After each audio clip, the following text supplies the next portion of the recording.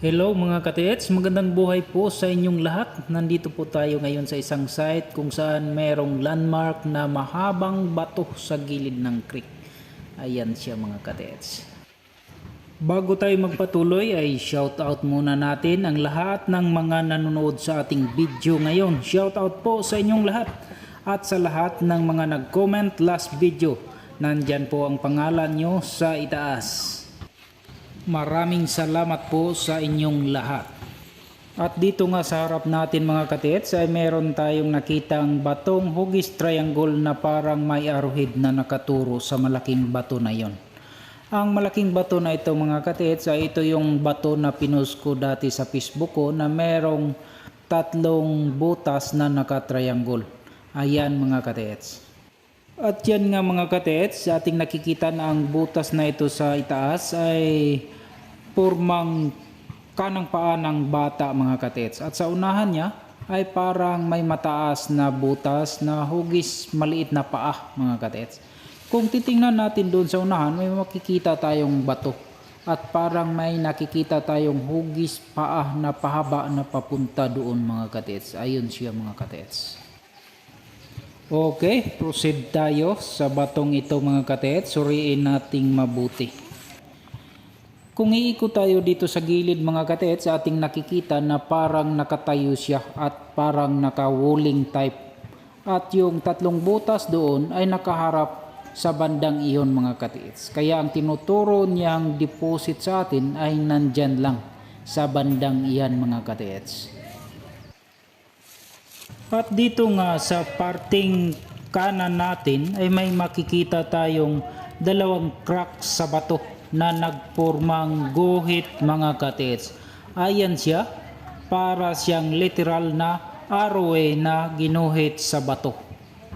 Ayan siya mga katets at ang kanyang direction ay papunta doon mga katets.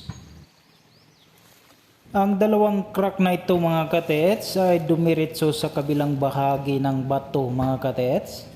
At talagang nagporma siyang straight line mga katets. Ayan, ikutin natin at titingnan natin dito sa kabila. Ito mga katets ay para ding arrow pa rin siya mga katets. At diretso siya dito sa kabila. Papunta siya doon mga katets sa malaking bato. Ayon mga katets. Pero hindi na tayo pupunta doon dahil nakawuling nga ang batong ito. Kaya ang direksyon na tinuturo nito ay dito sa yan, straight sa niyog na yan mga katets.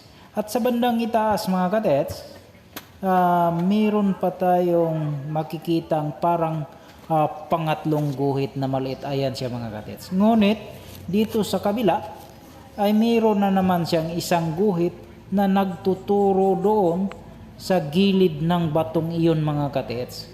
Dahil ang batong ito ay parang nakatingin doon at yung bato doon naman ay parang may mukha na nakatingin din dito. Kaya konektado ang dalawa. Kaya puntahan natin ito mga katets. Ito yung nakikita natin kanina na parang pahaba na parang paa na kaliwa na pahaba. Ito siya mga katets. At dito may butas. Parang merong pormang ibon na nakatingin doon mga katets. At dito naman parang meron siyang guhit or arrow na nagtuturo dito mga katets. Ayan mga katets, meron tayong maliit na crack na nakikita na diretso dito. Kaya sundan natin ito mga katets.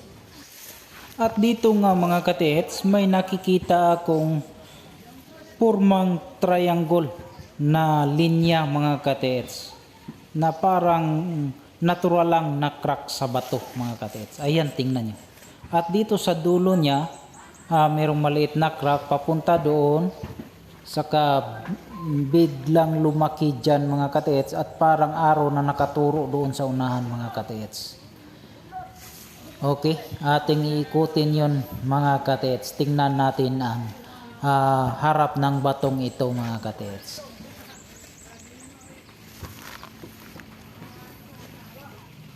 At dito nga mga katets, mula dito sa malaking crack na parang gumuhit na linya mga katets, papunta siya dito.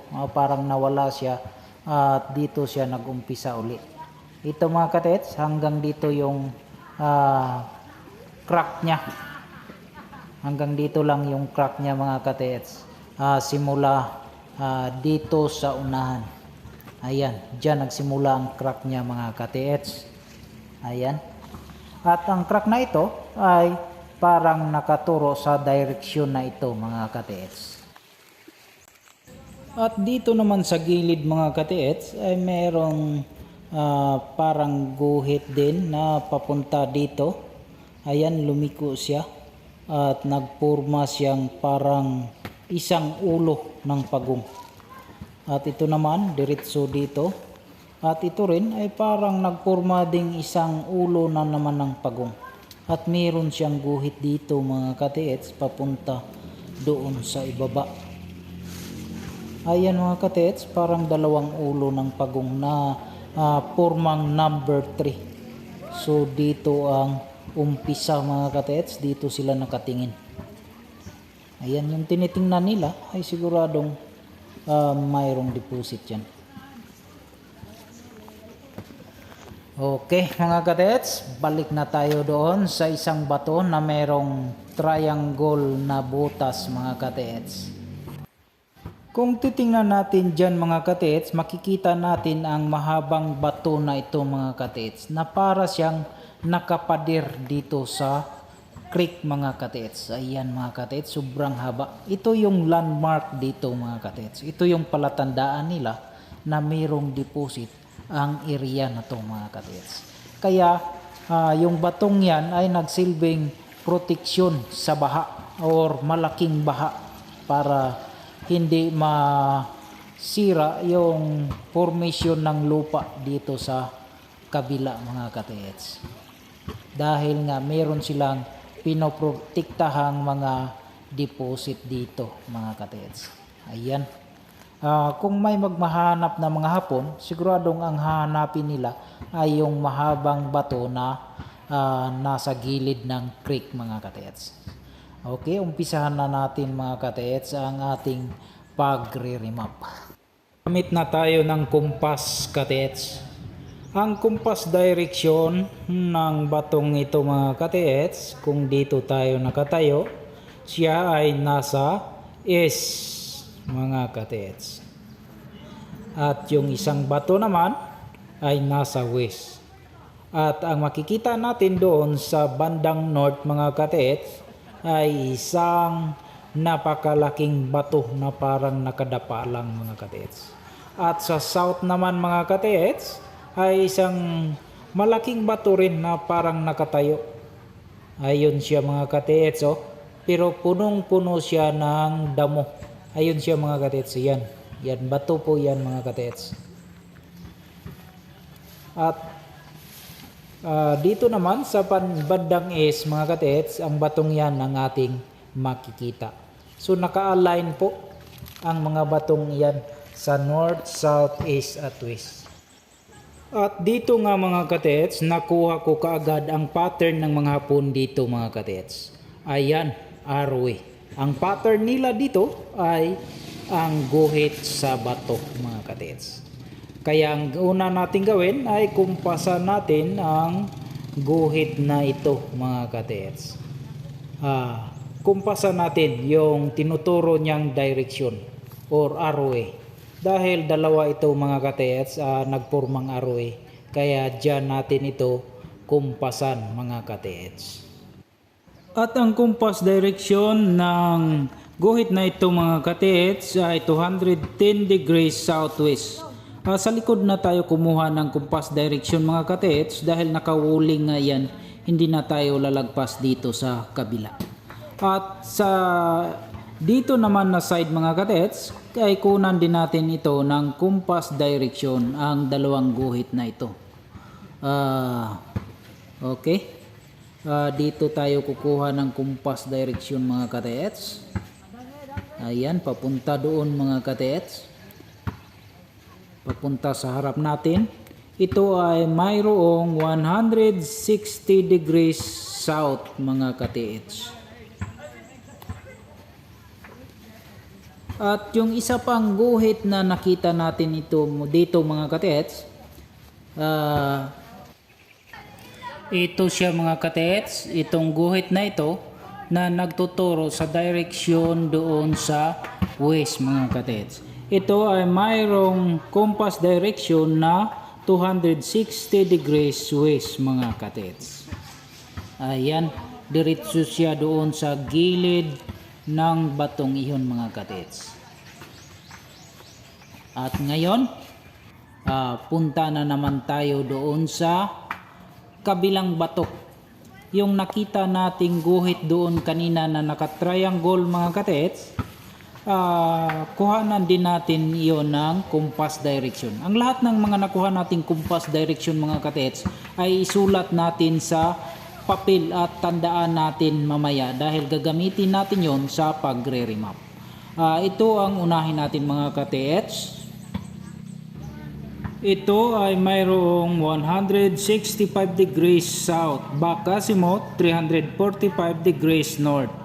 At ito naman mga katets ay mayroong 115 degrees southeast, back azimuth 295 degrees northwest.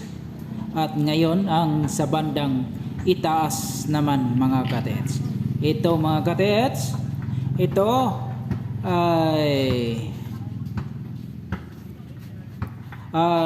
ay mayroong compass direction na 65 degrees northeast, back azimuth 245 degrees southwest mga katets.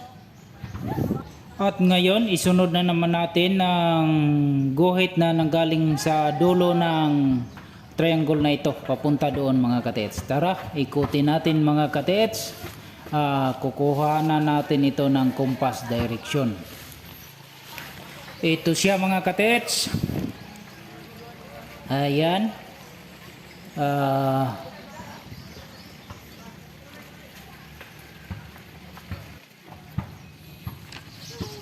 Ang kanyang compass direction mga katets ay 180 degrees south. Ayan mga katets, 180 degrees south siya mga katets. Insaktong 180 degrees south. Ayan siya mga katets. Ayan.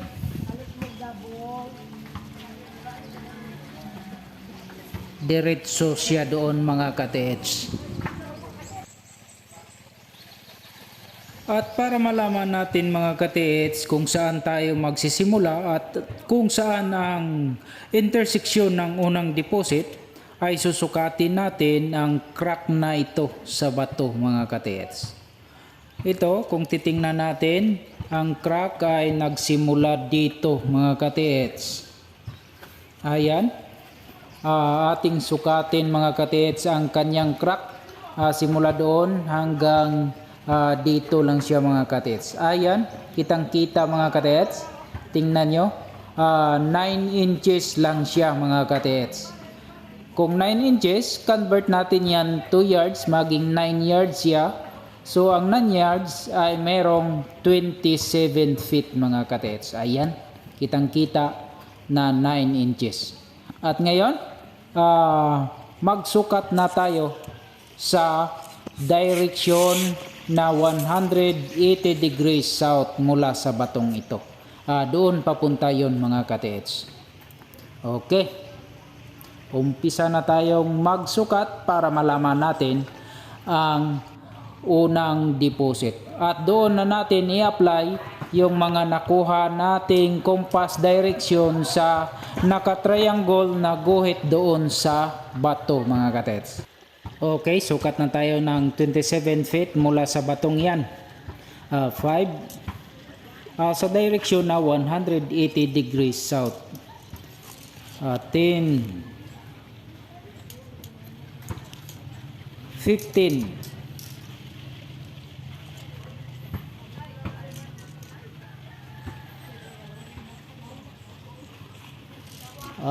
20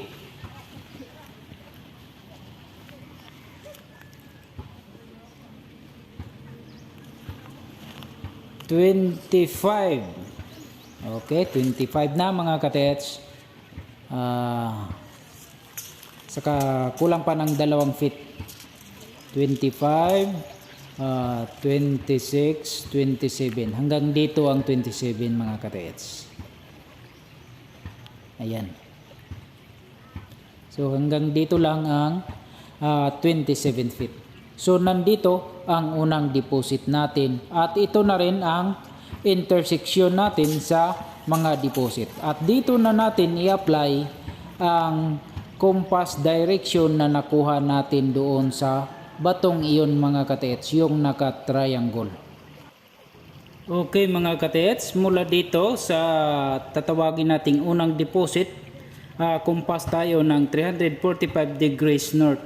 Papunta yun doon sa gilid ng bato mga katets. At yung isang deposit naman mula dito sa tinatayuan natin ay kukumpas tayo ng 65 degrees northeast. Sundin lang natin yung mga nakuha nating compass direction sa mga bato mga katets, yung naka-triangle. Dapat mga katets, yung dalawang bato na pinagkuhanan natin ng mga compass direction ay sukatin natin at iguhit natin yun sa bond paper. At kuhanan natin ang compass direction at sukat mga katets. Kailangan idikit natin sa misa yung bond paper para di magalaw, para di masira yung pag-drawing natin dahil gagamitan din natin ng compass ang ating pag-drawing mga katets. At mula naman dito, compass na naman tayo ng 295 degrees northwest. At dito yung tatama sa gilid ng bato mga katets. At ito na nga mga katets, yung nakuha nating compass direction doon sa naka-triangle ay na-apply na natin dito sa actual. Pero mga katets, kung i-apply natin ito sa actual ay gumagamit tayo ng pantali or lubid mga katets para makita natin kung saan magtatagpo yung mga intersection.